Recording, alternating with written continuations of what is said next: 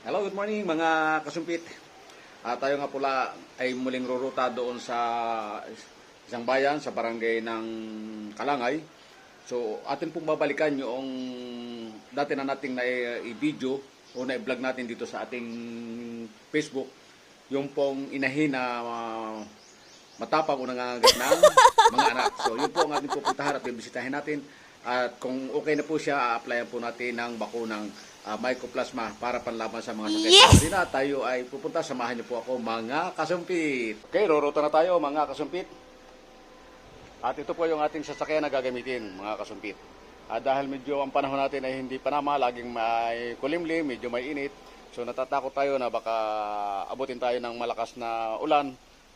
Mas mabuti na yun tayo ay nakaready. Ano? So subaybay lang kayo mga kasumpit. Way na tayo mga kasumpit. Ingat-ingat lang tayo mga kasumpit.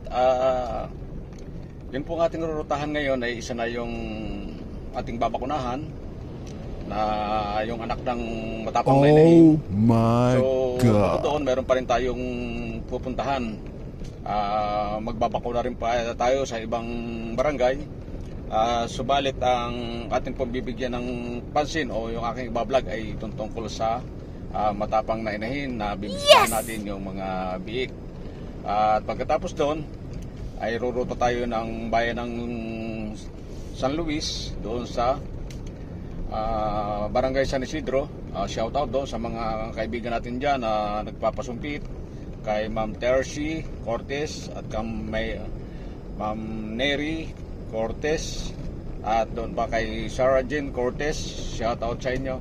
So, pero bibigyan po natin ng content ay itong ating anak ng matapang na inahin. Kaya subaybay lang kayo at malalaman natin kung ano na yung magiging resulta o kung ano na yung ating makikita ngayon at kung ano na rin po yung kalagayan ng mga biik na ang inahin ay napakatapang. Pumapasok na po tayo doon sa lugar na ating pupuntahan, doon sa inahin na matapang. So saglit lang po at atin na itong makikita kung ano na po yung pinagbag. Nandito to po tayo kung saan ay narating natin yung lugar na inahin matapang. So binisay ko yun. Ito yung mga biik. Ang mga biik, parang na rin mga takot sa people. Ayan, ito po yung biik. Ayan. So yung inahin, gulat na gulat pa rin. So nakita natin yung mga biik ay kondisyon. Wala namang sipon, walang ubo, walang malambot na pagkatai.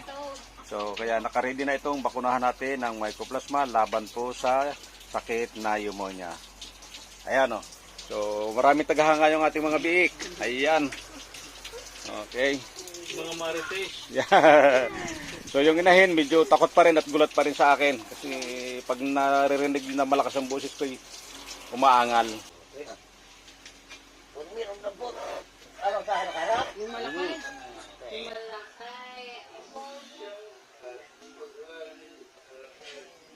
malaki.